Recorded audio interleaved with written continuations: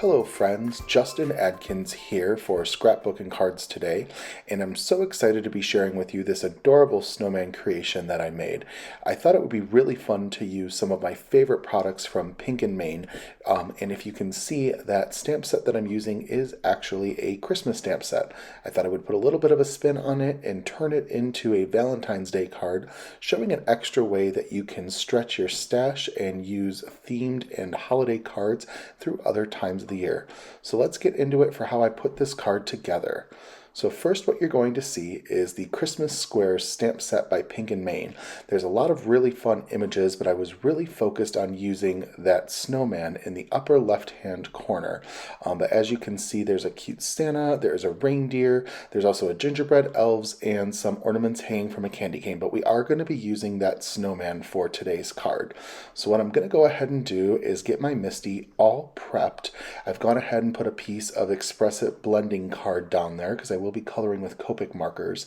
I'm going to go ahead, get the stamp set off and put it onto the position where I need it to be. I'll go ahead and pick it up with my Misty, but you're going to see that it goes off camera a little bit. That is A-okay. Now, of course, I will be using Blackout ink by Ink on 3. This is an alcohol marker friendly ink that I'm going to go ahead and use for this.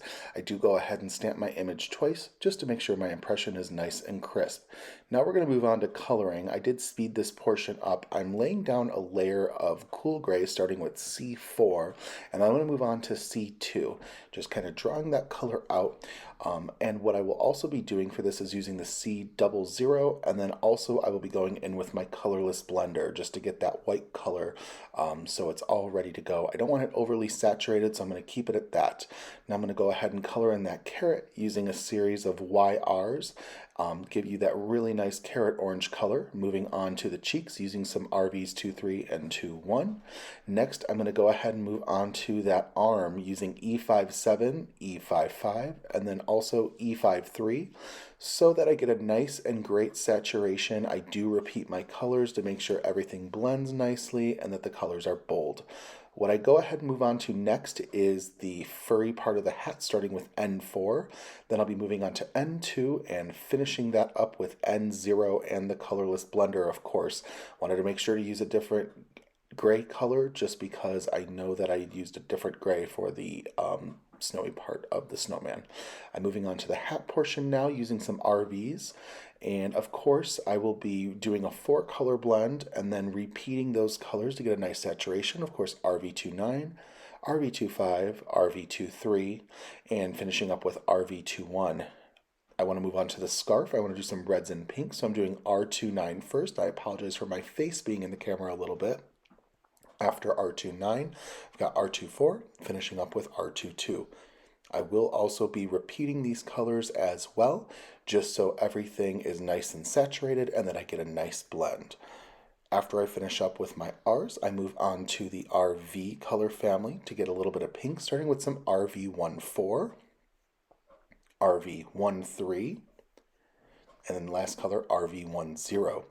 Following the same pattern as before, I am going ahead and repeating those to get a nice saturation and make sure everything is nice and blended up. Now I wanted to go in and add a little bit of dots to the snow, so I'm going back in with some cool grays, and I've got all of those all laid out. I also had a little area of his arm that I wanted to go ahead and fix, and I did go ahead and decide that I wanted a pink glow around my image. So here I am using the RV23. Next color I'm using is the RV21. I'm making it go lighter as it goes out. So I'm moving on to the RV10 just for a really nice light pink blend going on. You're going to see it get a lot lighter as I add on some colors. Moving on to RV00. And then after this color is all placed, I'll be placing some RV000, so RV000, and that's going to get the nice blend around this little snowman. I am going ahead and coloring the rest of the paper, and this will come into effect when I go ahead and frame it. And I am finishing up with some white gel pen accents. Now I am going to do a little bit of die cutting using the Square Frames die set by Pink and Main, focusing mainly on this Polaroid die cut. So what I'm going to go ahead and do is take it out of its packaging and die cut some ice rink cardstock. I'm going to actually do two of these because I do want to use two Polaroid frames. So what I'm going to go ahead and do is process this through my die cutting machine, and then of course I will repeat the process for the second die cut that I want.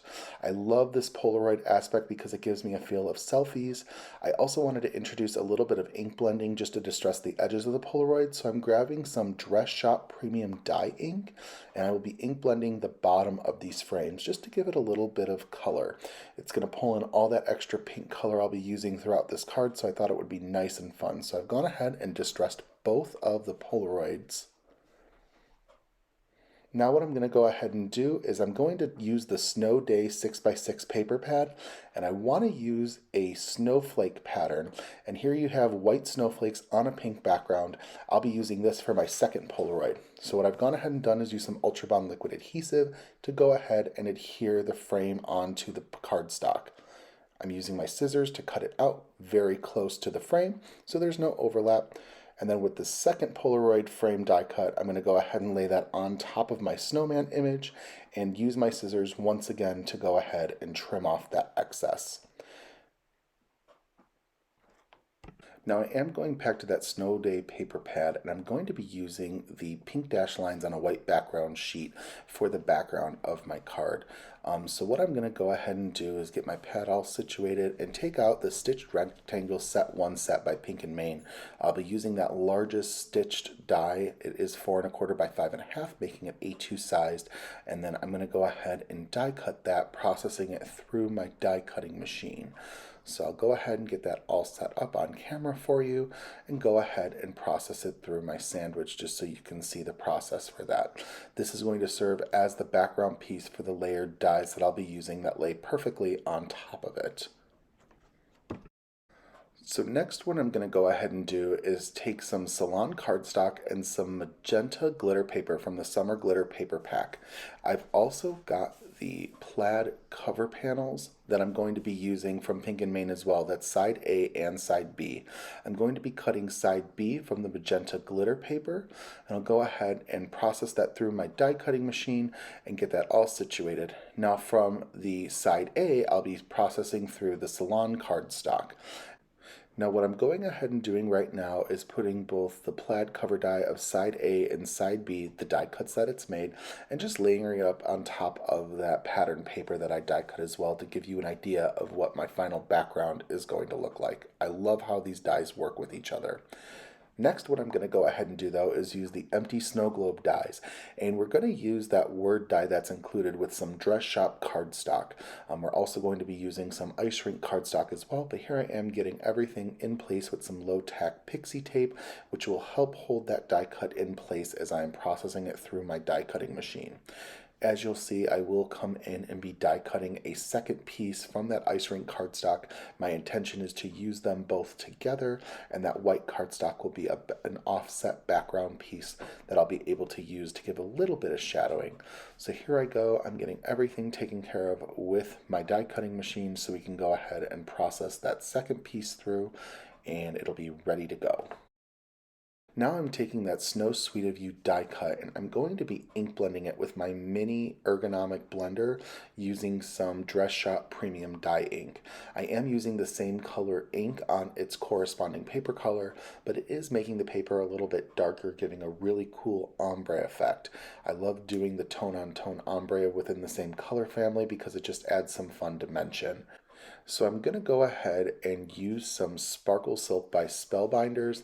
I'm going to go ahead and splatter some of this on top of my image to give it a really fun glittery effect. I thought that this would be a fun way to add a little extra glimmer and shine to my project, so I'm excited to share that with you. Now it's time to start adhering my units together. So I'm going ahead with my Ultra Bond liquid permanent adhesive and adhering both of the plaid layers on top of my dashed line background. I just love how these plaid cover dies are going to layer up. I am going ahead and applying the adhesive to the more finer die cut of the magenta glitter paper first, making sure that I have everything nice and adhered. I'm going ahead and lining it all up on top of that background. It fits perfectly because I did cut everything with die cuts. And now I'm going in with that Salon cardstock using the same Ultra Bond liquid adhesive and putting it onto the back, and then I'll go ahead and layer it right on top. Now what you are going to see me do is use a very large acrylic block in a moment that I like to use in order to apply pressure evenly to an entire unit. This is just a really fun technique that I use to make sure everything is taken care of and I don't have to worry about any bits being unadhered. Next, what I'm going to be working on is adhering my Snow Sweet of You die cuts together. I'm using Ultra Bond liquid permanent adhesive on my ice rink die cut, and then what I'll be going ahead and doing next is using my ink blended dress shop die cut directly on top of it. This is going to give a really nice offset effect. I'm using my acrylic block once again for some even pressure to make sure everything is nice and adhered. And I just love the way that this unit entirely turns out. So here I go. I'm going to go ahead and map out everything for my card where I want it to lay, just to get an idea of what I'm working towards in the end. Now, using that same Ultra Bond liquid permanent adhesive, I'm going to adhere my snowman Polaroid directly on top of my snowflake Polaroid and also apply some pressure to make sure everything is nice and adhered. I will also be using some iCraft 3D foam tape. This is the 1/16th measurement foam tape in the white, and I'll be placing some strips on the back of my Polaroid unit. I tried to use a couple strips so I know that everything is going to be nice and propped up when I adhere it to my panel. I figured that 3 strips should be enough just because it does cover most of that background. So I'm going to go ahead, place that into place, and get that all pushed down. So we're good to go with that. Now I did go ahead and add a lot of little strips to my Snow Sweet of You die cut unit. I'm sparing you all the time of seeing me put every single little piece into place and taking off the backing, but rest assured I did put foam tape on the back of my die cut as well. So I'm going to go ahead and press that down into place.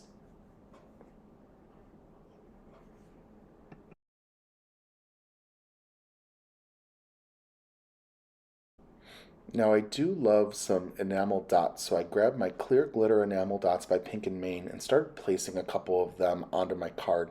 I try to work in a rule of threes the best that I can, so I'm placing them in some clumps on the card. I absolutely love the Pink and Main embellishments. They have so many wonderful enamel dots to pick from, and I think that the clear ones with a little bit of glitter add a really fun effect onto your card. I am going to go back and use some Ultra Bond liquid permanent adhesive to get my card panel adhered to my card base, and once I get that all lined up and put into place, my card is completed. So I've got everything all pushed down and ready to go. There you guys have it. That's how I went ahead and used a Christmas themed stamp set to make a card for a non-Christmas themed holiday. This card will be just perfect for Valentine's Day or anytime you just want to send a thank you card to a friend. Once again, I'm Justin Adkins. Thank you guys so much for tuning in to today's video. I hope this leaves you inspired, and I can't wait to see what you make next. Have a great rest of your day. Bye-bye.